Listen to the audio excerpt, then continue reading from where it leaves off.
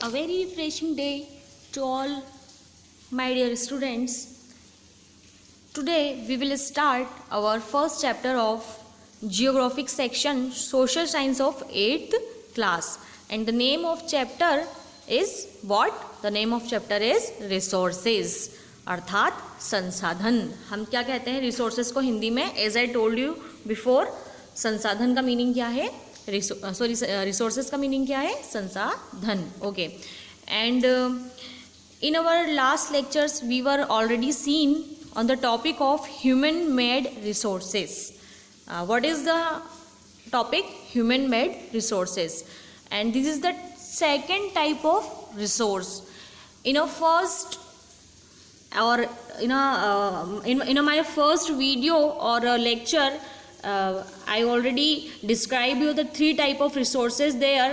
And इस chapter की starting में भी आप जो है बहुत अच्छे से उसको देख सकते हैं कि थ्री टाइप ऑफ रिसोर्सेज उसने डिस्क्राइब किए थे. फर्स्ट था नेचुरल रिसोर्सेज, सेकंड था human made resources, and the third one and the last one is human resources. तो we were already seen first one natural resources and the second one human made resources, and the next turn is our human resources. अब जो है हम jump करेंगे, हमारा third and last topic है उस पर, ह्यूमन रिसोर्सेज पर.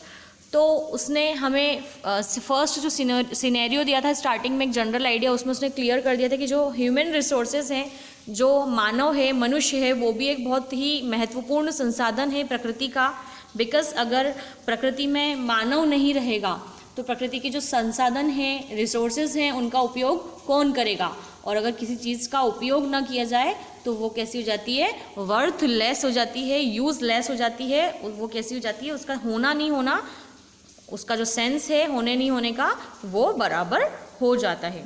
Okay my dear student, so let's begin with our next topic, human resources. Okay, तो this is the third type of resources, human resources, and it is very important for our nature. Okay, so let's start with the topic, and हम देखेंगे कि इसके अंदर उसने हमें क्या बताया है, क्या डिस्क्राइब करने की उसने कोशिश की है. ओके, सो फर्स्टली वो बोल रहा है human resources consist of people and their skills. Human resources काय से मिलकर बना हुआ है? लोग और उनकी जो कुशलता है, कार्य कुशलता, स्किल्स जो है उनके अंदर, लोगों के अंदर जो टैलेंट है, उससे मिलकर ह्यूमन रिसोर्सेज बना है. Okay, so next line is what?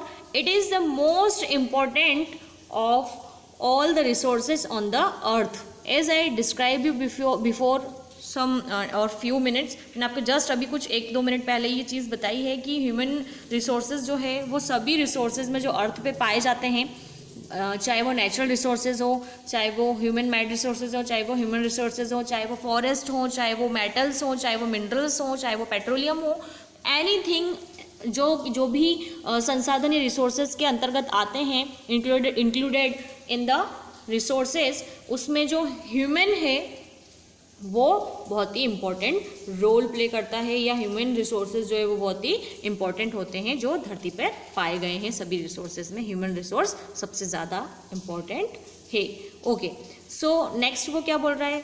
This is because all other resources drive their meaning and value from the needs of people. It is the need of satisfied their wants that drives people to turn raw substance into the useful products. वो सबसे पहले क्या बोल रहा है? वो बोल रहा है कि this is because all the other resources drive their meaning and value from the needs of people.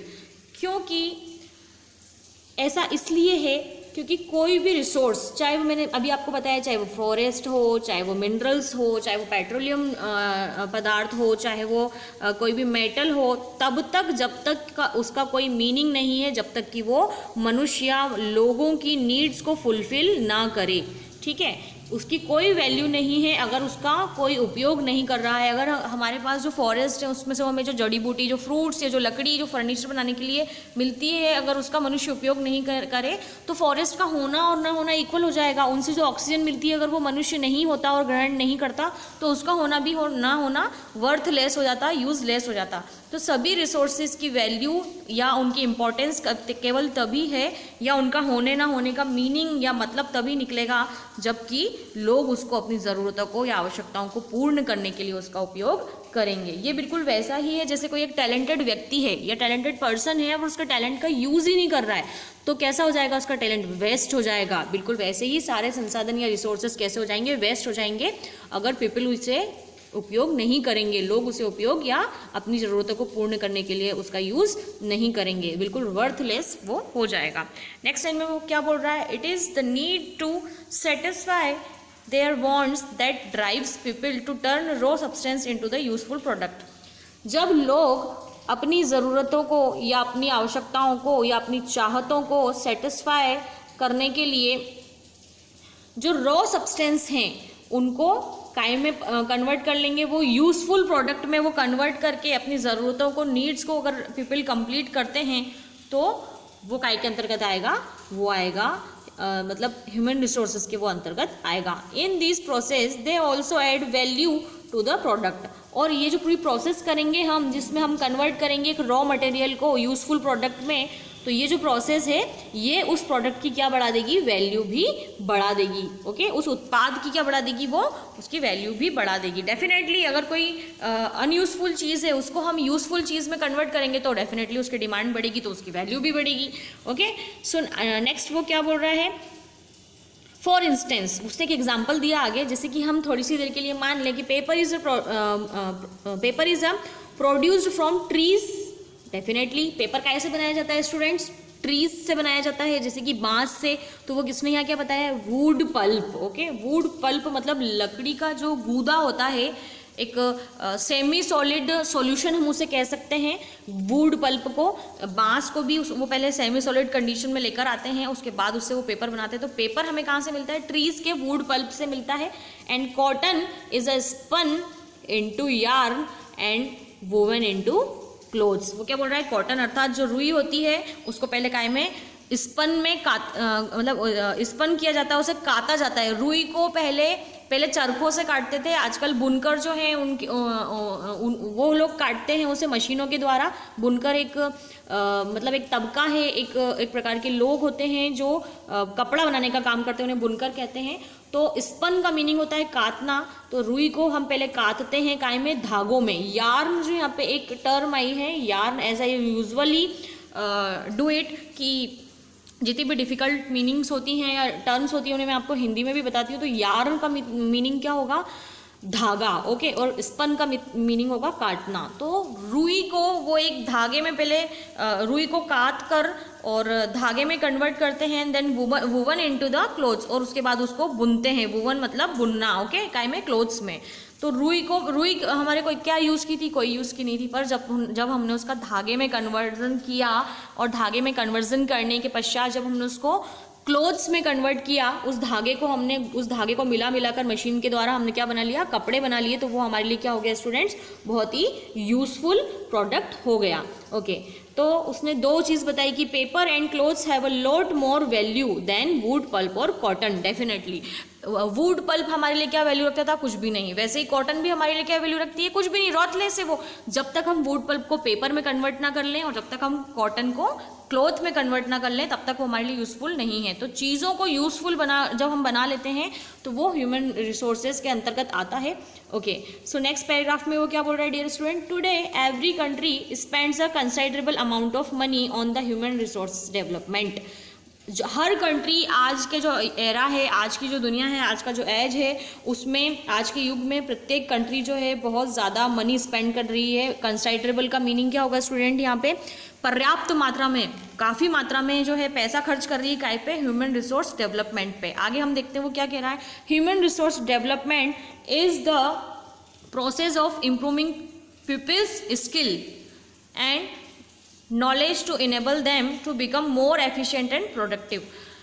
Human resource development जो उसने यहाँ पे हाईलाइट किया है, ये एक प्रोसेस है जिसमें जो है लोगों का जो कार्य कुशलता है ना, उनका जो स्किल्स है, उनमें जो कौशल है, नॉलेज है, उनका जो ज्ञान है, उसको इनेबल करते हैं हम। इनेबल करने का मतलब होता है योग्य बनाते हैं, बहुत ज़्यादा बढ़ाते हैं उसे और ज़्यादा, ताकि वो क्या कर पाए, देन बिकम मोर एफिशिएंट, ताकि वो और ज़्यादा क्या बन पाए, योग्यता हासिल कर पाए, क्षमता, कार्य करने की क्षमता और ज़्यादा हासिल कर पाए और प्रोडक्टिव ज़्यादा बन जाए। प्रोडक्टिव का मतलब क्या होगा स्टूडेंट्स यहाँ पे, प्रोडक्टिव इन द सेंस वो और ज़्यादा चीज़ों को जो है उत्पादित करे या और ज़्यादा जो चीज़ों को है कन्वर्ट करें यूज़फुल थिंग्स में, रॉ मटेरियल को, तो लोगों के ज्ञान को बढ़ाकर और उन्हें इस लायक बना देना कि वो एक अनयूज़फुल थिंग को यूज़फुल थिंग में कन्वर्ट कर सके और उसे क्या कर सके, उसकी एफिशिएंसी मतलब कि उसकी कार्य क्षमता को और ज़्यादा बढ़ा सके और प्रोडक्टिव बना सके।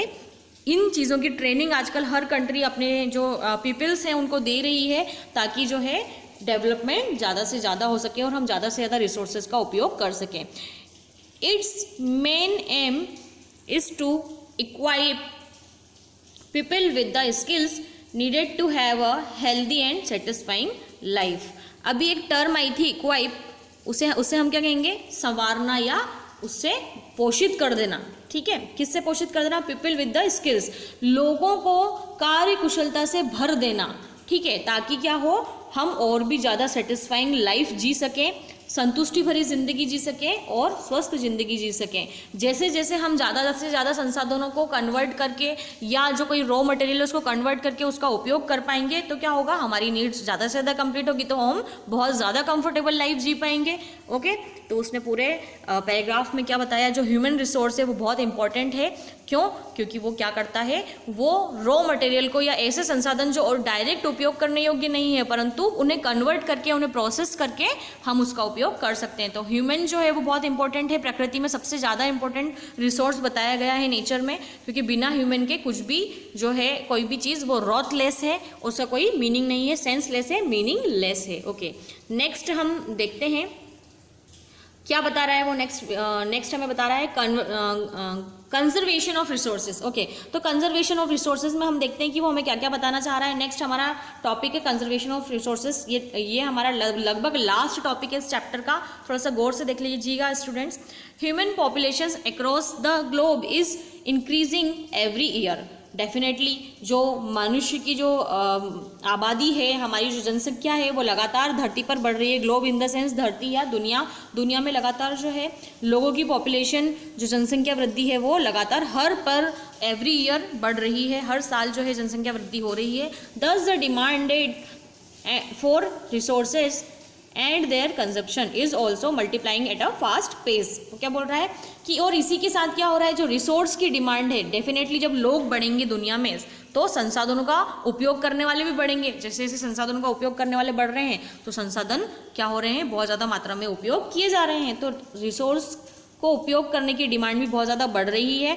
एंड देयर कंजप्शन, मैंने आपको बता दिया है कि कंजप्शन का मीनिंग क्या होगा, उपभोग करना या खपत करना। तो रिसोर्सेज की जो डिमांड है कंजप्शन की, खपत करने की, वो भी बहुत ज़्यादा बढ़ रही है। Is also multiplying at a fast pace, बहुत ज़्यादा गति में, तीव्र गति से संसाधनों का जो है उपयोग किया जा रहा है, उनकी खपत भी बहुत तीव्र गति से बढ़ रही है। Is often leads to the exploitation and exhaustion of resources. वो क्या बोल रहा है, इससे क्या बढ़ रहा है, लीड्स का मीनिंग क्या होता है माय डियर स्टूडेंट, बढ़ना।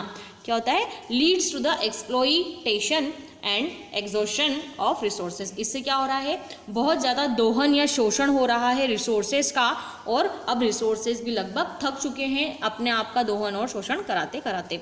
तो हमें क्या करना पड़ेगा कंजर्वेशन ऑफ रिसोर्सेज में, अगर हम अपने जो है संसाधनों को बचाना चाहते हैं तो क्या करना पड़ेगा, सबसे पहले हमें जनसंख्या वृद्धि पर काबू पाना पड़ेगा। नहीं तो इस प्रकार से अगर हम लगातार उपयोग और शोषण या दोहन करते चले गए संसाधनों का, तो एक समय आएगा कि हम तरस जाएंगे संसाधनों का उपयोग करने के लिए, क्योंकि बहुत ज़्यादा मात्रा में उनकी कमी हो जाएगी।